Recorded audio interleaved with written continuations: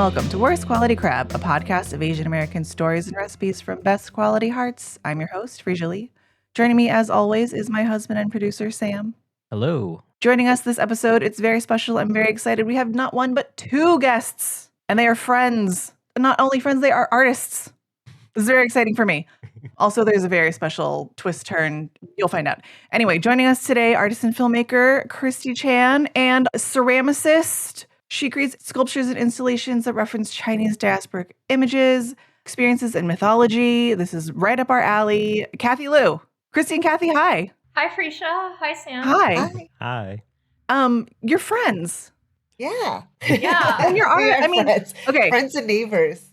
Are you neighbors too? Well, like in the same neighborhood. Yeah. Oh, that's so cute. Yeah. Oh, that's cool. Listeners at home, here's the backstory.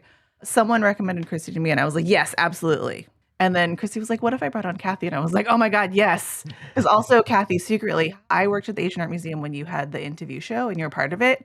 And we had just started the podcast, and I was secretly like going down the list, and I was like, I should get all of them.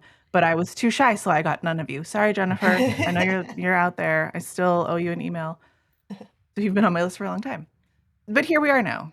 For listeners new to the show, what we do is we bring on fabulous guests, such as Christy and Cathy, and they talk about childhood dishes, where they were eating them, who was making them, and through that we talk about growing up Asian in America through the lens of food. And funny enough, you guys picked the same dish. I know, that's so funny. We've never talked about it too. Yeah, that's a total surprise to me. I had no idea. Before we share the dish, can I give you two a little backstory on this show? Sure. When I first came up with this, it was sort of this idea of like, as Asian Americans, we were probably doing things at home that we thought were weird to us. But if we knew what other people were doing at home, it probably was like very common and similar. We just didn't know it because we weren't talking about it. And maybe if we knew, we wouldn't feel like such weirdos and we'd just be like, oh, I'm just a regular Chinese person or regular whatever. But we never had the space to like talk about it because middle school, I'm thinking mostly in my mind for whatever reason, trauma. Is you can't do that. So then I like had Sam pick his childhood kind of memorable dish, and I had another friend of ours pick hers, and it turned out that they were the same dish. Wow. Very different stories. And that was our first episode. Anyway, listeners, go back and listen to that. So now here we are. We have recreated it. You two have picked the same thing.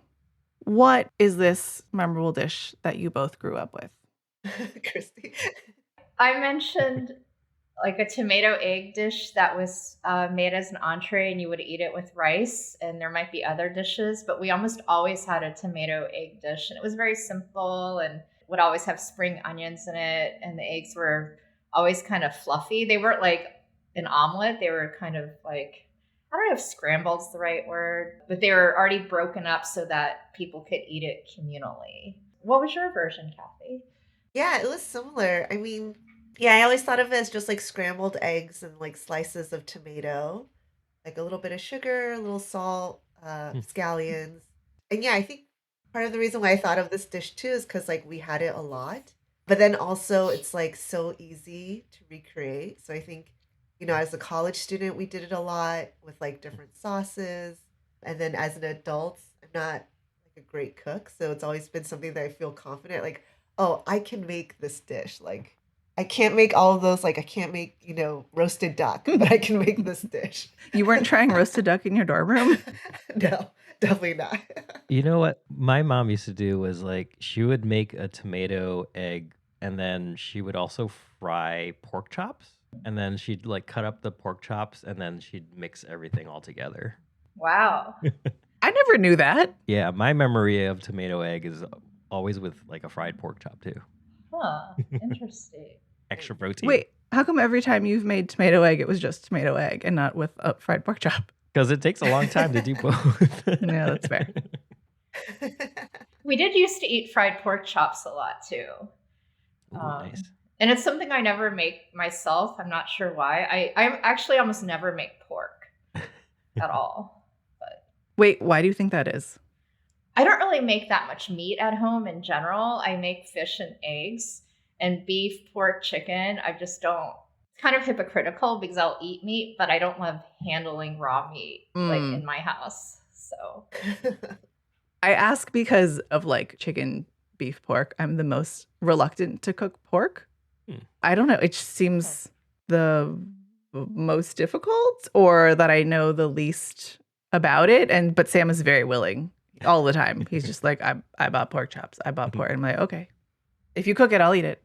We rarely ate beef in my household. I lived in a multi-generational household with my grandparents, and we almost never ate beef because my grandmother grew up believing that cows are sacred and that you don't eat them as your first choice meal. So we occasionally had it, but like it was less so than the other meats. And I don't know if I consciously think about that, but I almost never eat beef in my adult life.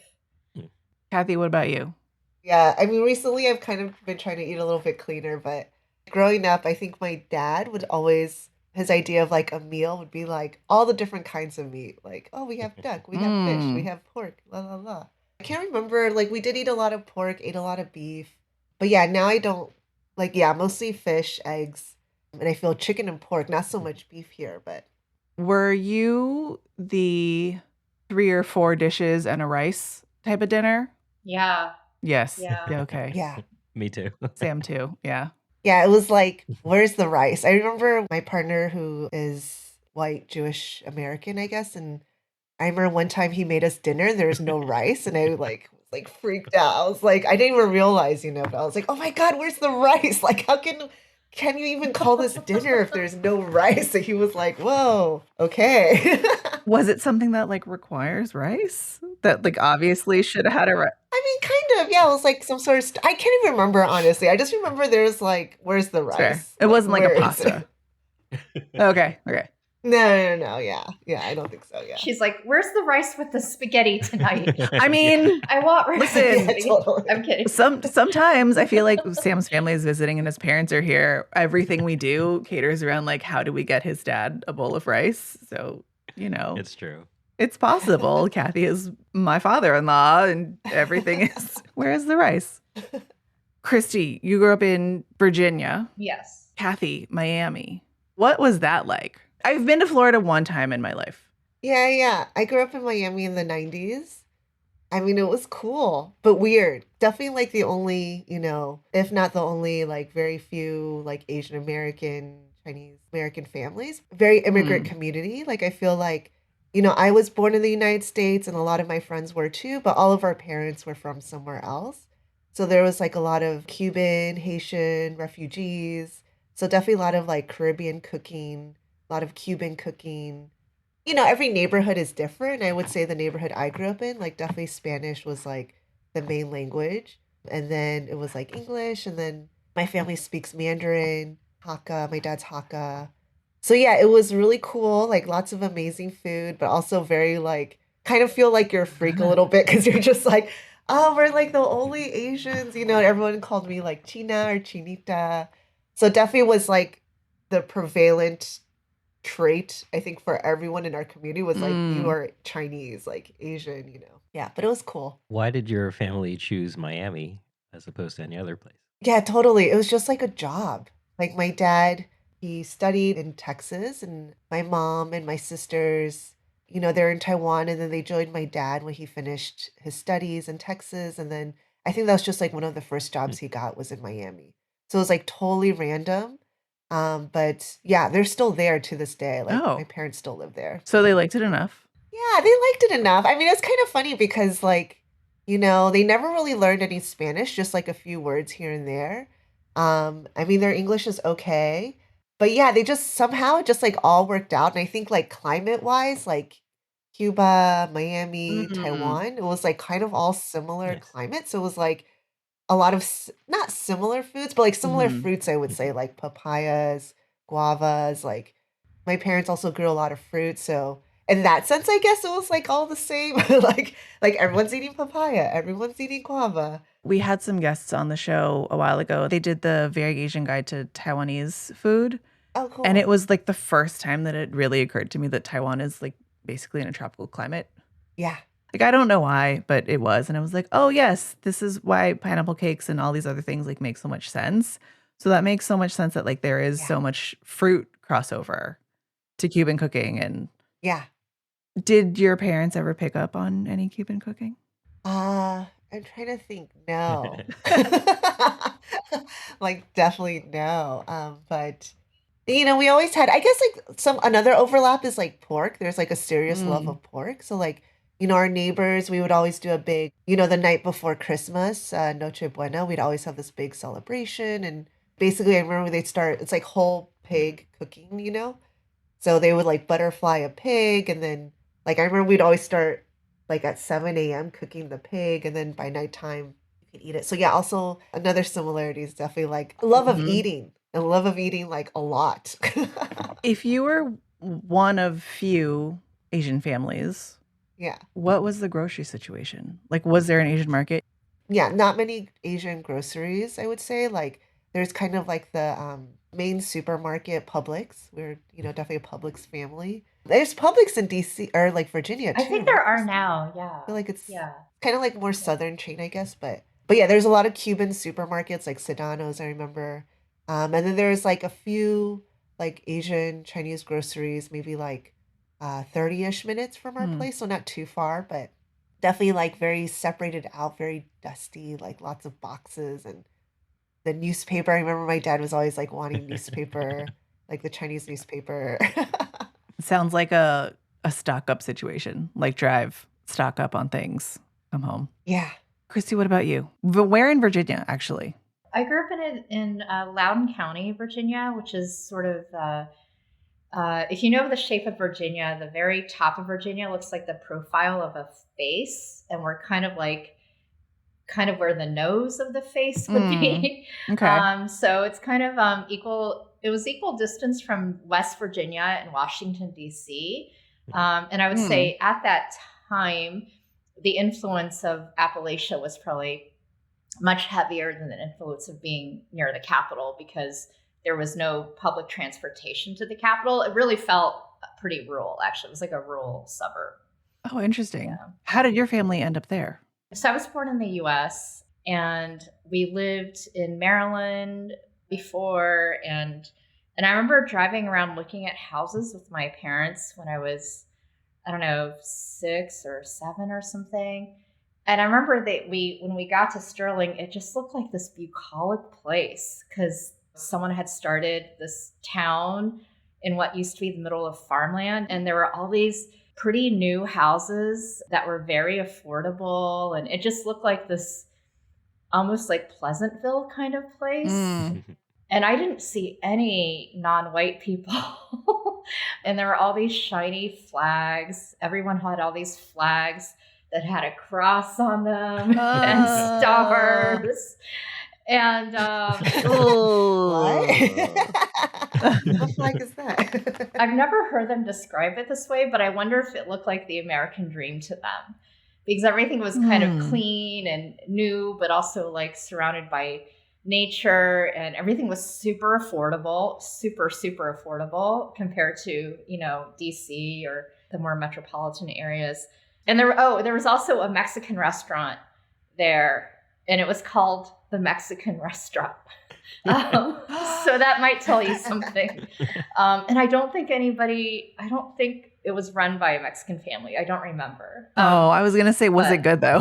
I don't think we ever went there, or if we did, I don't remember. But as an adult, when I did research on our town, I found out that it had been established as kind of a sanctuary for Caucasian, that's what they were called at that time, Caucasian Americans. And it happened right after civil rights legislation. So people moved there perhaps with the presumption that they would be in a place where integration would not be, oh no, Christy. deployed. So it was. So Christy, you moved into a whites only town. I think we moved there like maybe a little over a decade. I can't remember the exact number, but it was like maybe a generation after that had happened, or maybe not a full generation, but we moved there once I think they opened up, or legally. I'm not sure exactly how it happens when a red line place begins to be less red line, but I think we were one of the first non-white families that lived there. We were among probably 1 or 2 Asian American families that lived there. So, wow. So the bucolicness there was an irony to it in that it was, it was set Yeah. up a certain way. It's Yeah. a sanctuary. Oh my Sanctuary God. is a word for it. Yeah.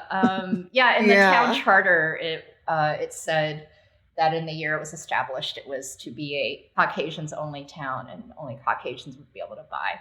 I mean, and that's probably not super unusual, I guess. Lots of towns in our country were redlined, but Yeah. I think it was kind of stark to realize, to connect those dots as an adult and to read it, on like a Wikipedia page. I guess. Yeah. Was the Mexican restaurant run by white people then? I don't really remember. We didn't go. But my dad had a Chinese restaurant that they branded as a Hawaiian restaurant, but it served Chinese food. So Wait. Oh, say more. Did they also serve Hawaiian food? no, they did not serve Hawaiian food. It was just Oh. called a tropical restaurant. And it actually became very popular and people loved going to the Hawaiian restaurant in town. That was actually a Chinese restaurant. So the Hawaii part was just a front for making it seem American. Perhaps, Potentially. yeah. I mean, when you That's walked in, you interesting. could get laid. You could get a lay. Oh. And the drinks were all in tropical containers. So you could order a beef and broccoli and get it in a tropical kind of placemat. Like in a pineapple? Yeah, it was just there were in retrospect, borrowing from the, in a way it was cultural. I mean, not just in a way, it was cultural appropriation, but, Yeah. or appropriation of the commodification, I guess, of Hawaii. But all the typical Chinese American dishes you could order there off the menu and have it served in some kind of tropical, the setting was tropical as well. It was kind of dark. And there were these, it was like a theme restaurant. It was a theme restaurant with Chinese food. And it wasn't fancy or anything, but for our town, it was whoa, look at this place. Wow. How did you feel about it at the time? I don't think I thought too much about it at the time. I think I was, in a way, so glad it existed and that it gave people a way to be friendlier to us because people wanted to go there and eat the food. It was where people went for their birthdays and graduations. And so I don't know. I think that was the first time I really came to understand that food is a gateway to culture sometimes for people who, they may not even like the person or the group, but they're give me some of that food, So, and I like to think that perhaps some of my family's spirit helped make people feel welcome there too, because everyone was welcome and you could have no idea what Chinese food was and clearly what Hawaiian food is, and you'd be welcome there and you could have your family memories and family moments there. So I like to think that it was also my family's hospitality. Why did he go with the Hawaiian theme? I should ask him that one day. I think it's, how sometimes when you're, kind of like what you were saying earlier, you grow up with certain traditions and it's just how it is. And Yeah. you don't have another person to ask. I didn't have another Asian American to ask, hey, why is your family's restaurant themed as well? Sure. As immigrants, a lot of the older generation of my family did start restaurants. So my grandfather also had a restaurant. Okay. He started one of the first successful, and by successful, I just mean long-running restaurants in Washington, D.C. And his place, it was not under the guise of being Hawaiian. It was simply Chinese. But he was trained in very formal culinary cooking. So his food was it was just very exceptional. And it was a very simple restaurant, not fancy. But as a child, I went there all the time. And there were always people would wait outside for sometimes an hour or 2 hours to get a table. The restaurant that I can think of as the closest comparison, it's still apples and oranges, is Burma Superstar in the Richmond. You can't make a reservation, or you used to not be able to, and people would just wait outside and chat and hang out outside the restaurant while they waited for a table. And that was the culture of my grandfather's restaurant. Yeah. And it was also a regular stop for presidents, all the presidents would go there, get their picture taken. It was called Shanghai Garden Restaurant. So I grew up with a lot of food culture, and I grew up absorbing some things that were just in the air that only years and years later I've come to maybe start to see how it could have even influenced like my art practice and what I think life is supposed to look like, and how people welcome each other over a meal.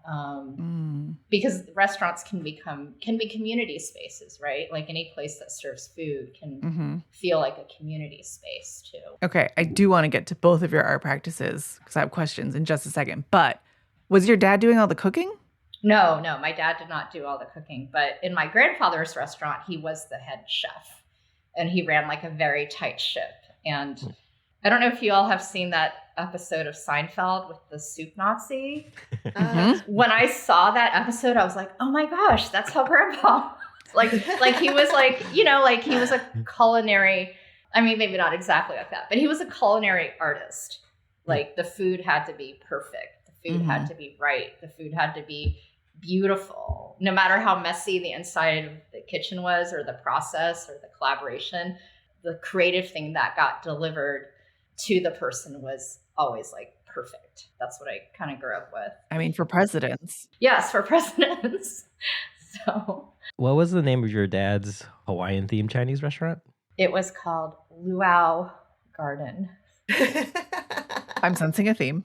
Did your dad have a affinity for Hawaii, or kind of like tiki bars had a popularity and continue to be popular? Was that sort of like a gateway? I think it was part of a trend that was happening at that time in the 70s and late 60s, that some Asian American restaurants kind of just vaguely identify themselves as being Polynesian. So I'm pretty sure he was just sort of following that trend. And he may have worked at a restaurant before as an employee that had that kind of theme. So that's what I suspect.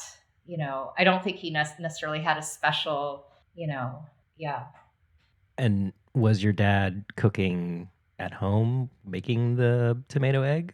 So in the early years of my life, we lived with my grandparents, and in a multi-generational household, my grandmother did all the cooking. And she made a lot of tomato eggs. She made it for almost maybe not every meal, but every day. I can feel her conking me from heaven if I just say she made me the same meal every meal. She was the partner of my grandfather who had the restaurant. Oh, so just cooks up and down. Yeah, cooks up and down, and restaurant food culture up and down. I mean, when we were sitting around together as a family, sometimes in the evenings watching Chinese soap operas, us kids would be told to stuff the takeout bags for the restaurant, because you need to, those little bags you get when you get takeout where it has sauce and plastic cutlery, and someone has to stuff that bag, right? So it was children stuffing those bags. So us kids were constantly, we'd have like a garbage bag full of plastic cutlery, a garbage bag full of soy sauce packets, a garbage bag full of fortune cookies, and we would sit there and stuff them while we watched cartoons and watched our shows. Smart. Nice. Small hands. Yeah, small hands, exactly. Small hands are nimble. They don't tire so easily. That's right. Sugar you up and you just keep going in front of cartoons. That's right. Okay, so you both have sort of talked around a little bit about your art practice. And there are many Asian and Asian American artists whose identity does not inform their art, which is fine. Great for them. I love it. But for you both, it's very much a part of your art practice. What about that is important to you that you want to put into your art practice? And like, what about it is still, Christy, you're kind of still discovering that parts of it are still motivating you, right? And so like for both of you, what is it that is important enough or like feels still present enough that is part of your practice?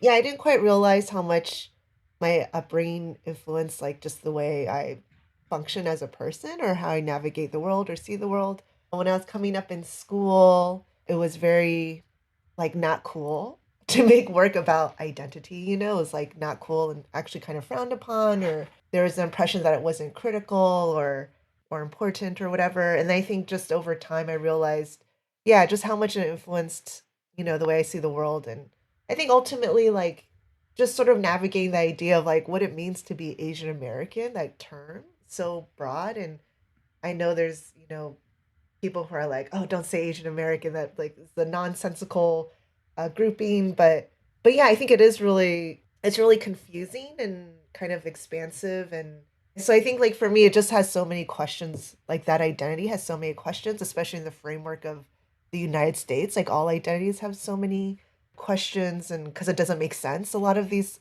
like categories don't make sense. And so I find myself just, always making work about this, always finding inspiration in these things because it's things I deal with all the time, things I see everyone dealing with all the time. Mm-hmm.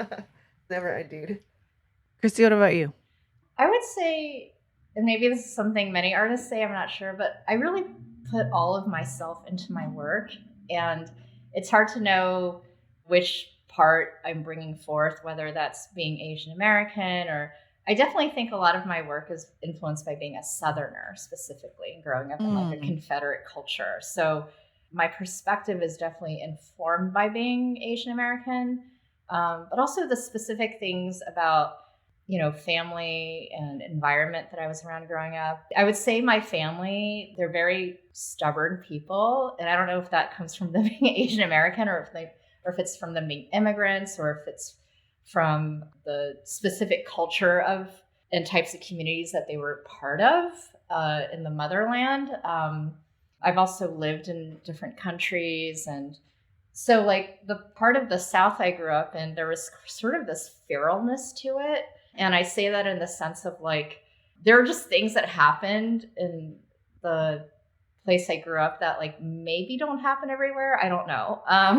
But like it was kind of fashionable to be pregnant when you were like 15. There Fashionable? Well, it was sort of like something almost considered like cool. Like it was culturally cool. And there were all these Confederate, monuments around. And one of the second places we lived at in this area was the place where like the John Bobbitt thing happened. So it was just kind of a place where anything could happen. And I think something about being around that ferality and being in an immigrant family, I would say the combining of those forces kind of, I don't know, I think it gave me this sense of like anything can happen in this world. So you should just be whoever you want to be because there really are no one set of rules. And for me, it's hard to separate what's what in terms of identity. And I think I grew up feeling like once I grew up, I would have the freedom to choose, to have choices. I grew up with a sense of I would have agency, and that there's so many different ways to live. And I also wasn't around a lot of Chinese American families. So there was nothing to compare it to and go, oh, well, this is very Chinese of us. Like, I just really didn't know. To this day, I still don't know, like, was that Chinese of us? Was that not Chinese? Are we just weirdos even among the Chinese? I mean, I think that sticks out for me. Well, let's go through it. Let's go through the laundry list. Weirdos. Which is okay, right? Like, it's very freeing to be a weirdo. Do you or have you ever identified as a Southern gal? What does like, that mean? Would you consider yourself like a Southerner? I am a Southerner. Yeah. Yeah. Would you say you identified with the South before you identified as an Asian American? I don't know if I was that thoughtful or smart enough to have known that as a kid. But as an adult, I think I'm just as much a Southerner as a Chinese American. I asked because like I had a coworker who's actually been on the show too. She is half Vietnamese, half white. And the first time I met her, she kind of just introduced herself as a Southern gal. Like she didn't really identify particularly as Asian or Asian American, but just generally as a lady from the South. She's also from Virginia. Oh, okay. Yeah. Manassas, which... Oh, wow, Manassas. Yeah. Cool. Oh. And it was funny to me means. because like visually she looked Asian, but like the way she expressed herself, she didn't really identify herself as that primarily when I first met her. Things have changed, but... Yeah. I practice Buddhism, and one of the Buddhist concepts that I've always been drawn to is this notion of no self, that there is no one self, there is no true self. And also because like your self is always part of the context you're part of. You're not like separate from whatever environment you're in, or the people, or the sky, or the trees. And so that there can't actually be a self. Not that you don't have a self, we can all have selves, but that there isn't one static self. And that's something that I've always just felt very drawn to, and how I think of any kind of identity, really, gender, race, socioeconomic. Hawaiian Chinese restaurant. Hawaiian Chinese restaurant, poo-poo platters with Chinese broccoli, has no self, no self at all. Cathy, Miami was very different. Yeah. I don't want to ask this because it's super leading and it's a yes, no, and it's a bad question, but I'm going to set this up anyway. When Christy was talking about the feralness of it all and the there's no rules, so you should just do whatever, I thought I grew up in a place where there are many, I grew up in San Francisco. There are many rules. There are rules to riding the bus. There are rules to how to walk down the street and what I feel like I grew up under so many unspoken rules that I'm I can't do anything. I can't be whatever I want, because Miami, also a place, maybe not the same type of rules, but also a big city. Where are you on this whole city equals rules equals freedom? I don't know. See, is a bad question.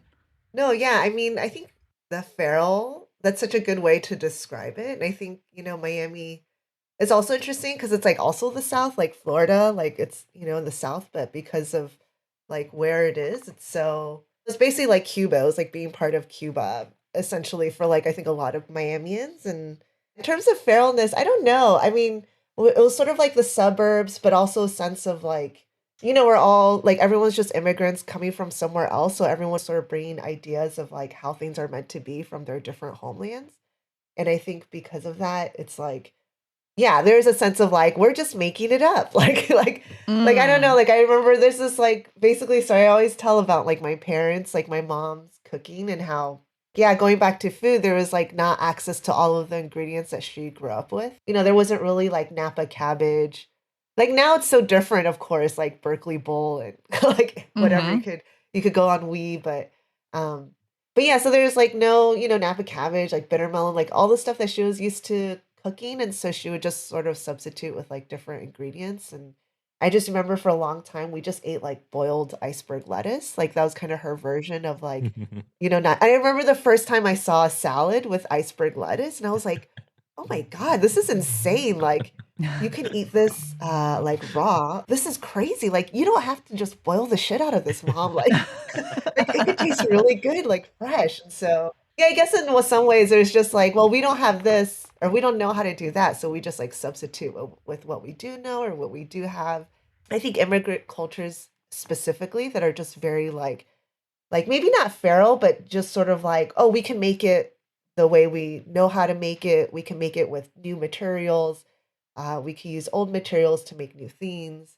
And I lived in the suburbs, Miami's super sprawling city. So there's lots of suburbs. And I definitely grew up strip malls, cookie cutter houses, kind of. So it's just me with all of the rules, and I have to be certain things. I mean, first of all, it's Florida. Florida, they have their own section of that's true. Craziness.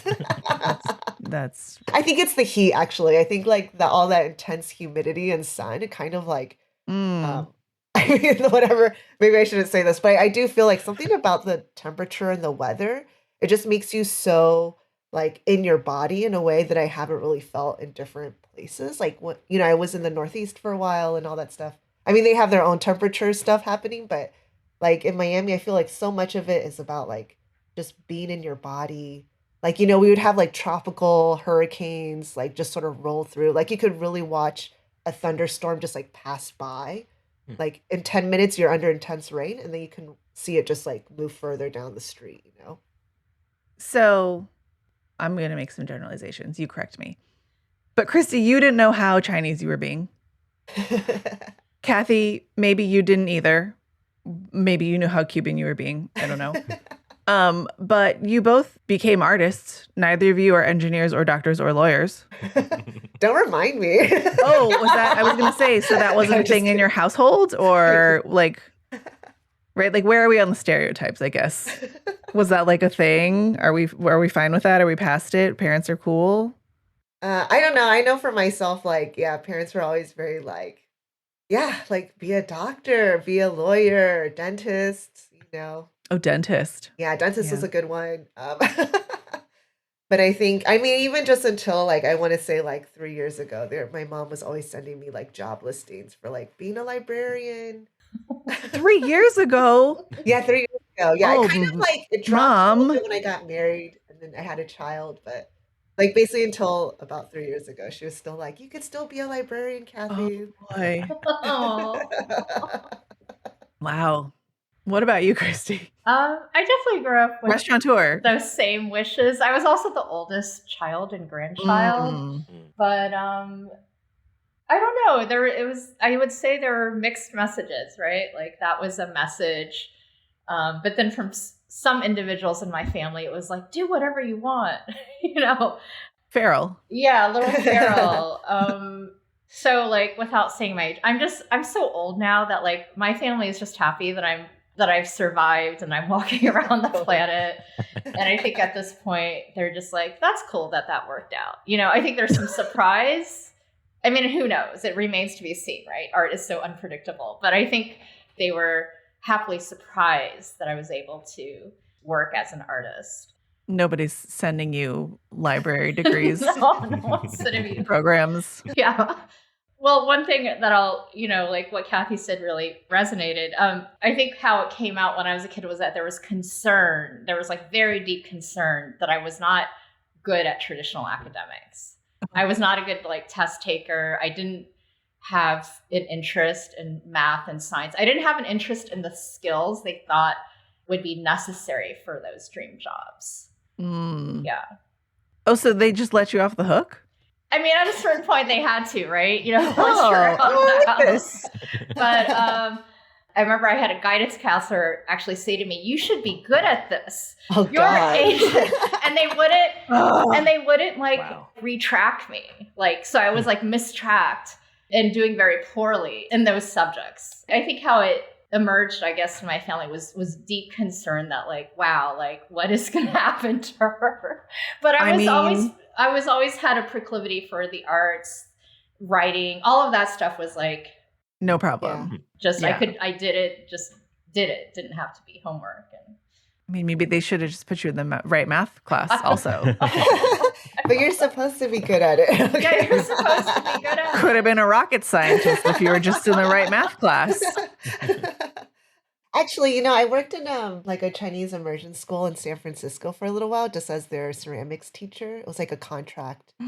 Like I think the PTA funded it or something. Mm. And I remember their principal. She was, I know which one that is, I think. yeah, Alice Fong. Oh, yeah. Oh. Yeah. I thought it was the other one. I was going to say it's probably not Alice Fong Yu, where they are very strict. Oh yeah, no, it was Alice Fong Yu. And I remember the principal there at the time. She was like, she meant it as a compliment, but she was like, "It's so great, Cathy, that these students can see you, because they think they all have to be very successful doctors and lawyers and engineers, but now they can see you, you're Chinese and you're an art teacher. That's so great. Like they don't have to feel the pressure of being so successful." And I was like, oh, okay.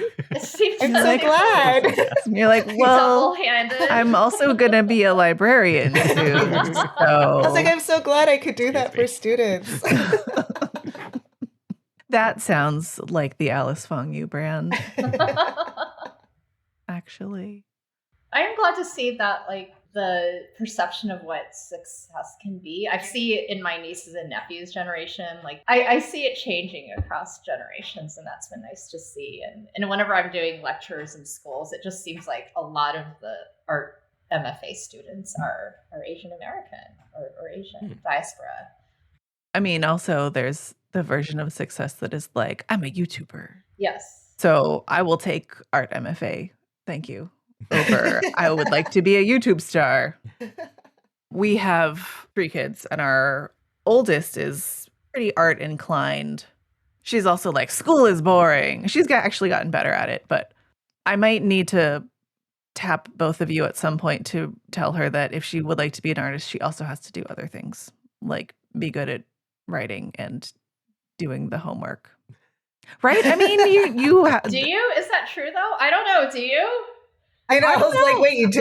true. Don't you? Are there not other skills involved? Like if you would like grants for your work and like to be a practicing artist and making some kind of living, don't you need other skills? No. Oh no.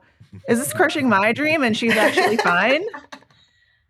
I'll let Cathy take that one. I guess, I don't know. I feel like in a way, or I guess this is how I sort of felt coming up as an artist, is like no one wants you to do this. Like your parents don't want you to do this, your family doesn't want you to do this. Like, people at large, all the people not buying your artwork, like they don't care if you do this. Like no one cares if you do this in a way. Even though I feel like it's not true. Like art stuff we like I have to go back, walk that back and say like the art stuff we do like I think make people's lives better. But I think in a lot of ways, like society tells you like no one wants you to do this. And I think to be an artist, like a successful artist, however that looks like, I think you just sort of have to, I don't know, I think it takes like a lot of tenacity and determination that like, yeah, sometimes that means developing writing skills. Like maybe you're not a good writer, but you sort of just like know you have to, in order to get those grants, you develop writing skills. Or I feel like part of it means just, or figuring out different ways, like getting help from people. Like maybe you have a friend who's a really great writer, like Christy Chan, and you ask them to give you feedback on your applications. Oh, I see. Okay. I see what's happening here. I like this. An artist said this to me once. It wasn't like he felt like his success wasn't because he was like so great at ceramics, like he was like the best at ceramics. It was because he was kind of mediocre in a lot of different things. Or not mediocre, but like he was kind of okay at a lot of different things. And all those different things sort of adding up together is like what made himself like to be this unique artist with this like viewpoint and ability. And yeah, I kind of like that. I think that's true. Okay. I think that resonates for me too. Like this notion of the messaging that's coming through is like, don't do this. This is like not a good choice. So to really choose to want to have an art practice, that choice is like not a casual choice. I think it's for me, it was not a casual choice. On some level it was, because I was just like, well, this is just what I want to do. So it was casual in that regard, but to really commit to a long-term, like you have to really choose it, I think. Oh my God, I'm having a bad flashback now, seeing Barbra Streisand at the Academy Awards giving a speech where she said something about like, you don't just choose it, it chooses you. So I'm not trying to be that dramatic about it, but I mean, I'll take it. Be Barbra Streisand. You can be anything. You are feral enough to be anything that you want, Christy. But like, yeah, I'm consciously not choosing other things. Like I feel like this takes my whole heart and my whole sweat and energy. And so I 1000% choose art. And yeah, doing my taxes takes a really long time. Certain things just like, I don't know, certain things take a lot of mental energy for me that sometimes I imagine, gosh, does it take that much energy for someone else? But I kind of just accept that. I'm kind of just like, that's okay. Well, might I still call on you to remind her to do her homework anyway? Yes, I was gonna say yes. We could still do that. Okay, great. Because every time I'm like so and so artist, she's like, oh, like she's very impressed. So your word means a lot more than mine. She said to me. I will say that whenever I meet, not to generalize, but whenever I meet Asian American and in particular Chinese American artists, I'm always bowled over by how they're so good at so many things. And maybe that's just true for many artists, but I just feel like in particular Asian American artists, I'm always like, wow, how can you be good at that and that and that and that? Or how can you be good at like 4 different mediums in art? So hyperachieving. Yeah, I don't know if anyone ever has done, written essays, or probably there have been essays about the link between being in an immigrant family and being able to commit to what you want to do. I don't know. You guys, this is great. We could keep talking forever, but we won't because we all have things to do. Cathy, Christy, thank you so much for being here. First of all, I want to eat tomato egg. We didn't even talk that much about it, and I want to eat it, and we owe it more, but also listeners, just go make it. Sam, will you make it for us? Sure. Tonight we have gotta add the pork chop. We have to get tomatoes. Yeah, we need it with the pork chop. I think the pork chop is the grown-up upgrade. Wait, Cathy, before we go, sorry. Are you making tomato egg for your kid? Yes. Yes. Yeah, he's into it. He's into Oh, it. nice. Okay. Yeah. Are you making any other childhood staples? I mean, I'm so lazy when it comes to cooking. I feel like I don't cook anything now unless it says the words like easy, fast, under 30 minutes, Fair. No, but we get dumplings and stuff. Like there's so many great places to eat in the Bay. But I would say like the only thing I really cook is tomato egg for baby. Like that's food that I grew up with, I guess. That's solid. Okay, listeners, we will get some version of tomato egg up on our website. We all have recipes. There are many out there, but we'll put one up anyway. We'll talk offline with Cathy and Christy and see if they have anything special about theirs, or you'll get ours, or you'll get one, and you should eat it with rice, and then we'll do an addition with Sam's mom's pork chop.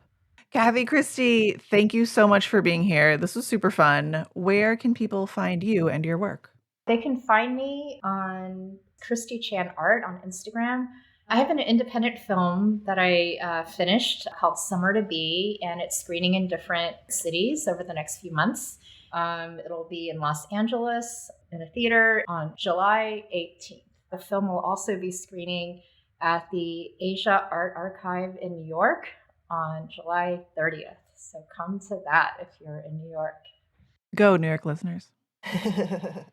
Cathy, where can people find you and your work? I'm on Instagram sometimes at _ Cathy C. Lou, and then another _ and then my website is cathyclou.com. And if you're in the Bay Area, I'll be part of a group show in Palo Alto Art Center in the summer. Nice. Yeah. Thank you again, both of you. This was super fun. You're both a delight. I'm so glad that this worked out this way. Listeners, go find their work. It's great. Full stop. That's it. If you want to find us and some past episodes, maybe that first one I mentioned, the dish is minced beef with peas, by the way. You can find us at worstqualitycrab.com, or you can find us on Instagram at worstqualitycrab. Until next time, we'll talk to everybody again soon. Thanks, everybody. Bye.